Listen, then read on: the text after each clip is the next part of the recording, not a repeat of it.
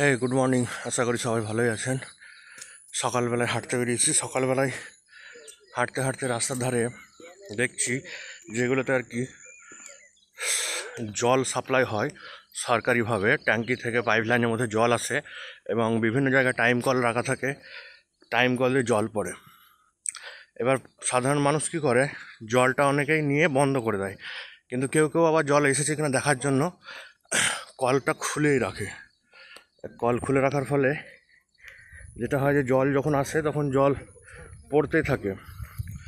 Even দেখা গেল সকাল 5টায় জল এসছে, কেউ যায়নি, জল পড়ছে 1 ঘন্টা 2 ঘন্টা থেকে, জলটা অপচয় হচ্ছে। এরকম প্রায়ই দেখা যায়। তো এটা বলার উদ্দেশ্য এই, যদি আপনারা কেউ রাস্তাঘাটে চলার পথে দেখেন কোথাও জল পড়ছে, নল দিয়ে অপচয় হচ্ছে, যদি সম্ভব হয় কলটা বন্ধ করে দিয়ে জলটা অপচয় বিরত রাখবেন, জলটা সেভ করবেন। আর জলই একমাত্র জীবন। জল ছাড়া পশু পাখি কেউ বাঁচতে পারে না। কারণ আমাদের এদিকে জল অ্যাভেলেবেল হলেও কিছু কিছু জায়গা আছে যেখানে জল পাওয়া খুবই দুষ্কর ব্যাপার হয়ে ওঠে। তাই বলার এটাই উদ্দেশ্য। আর সকালবেলায় উঠে পড়ুন তাড়াতাড়ি, সূর্য ওঠার আগেই।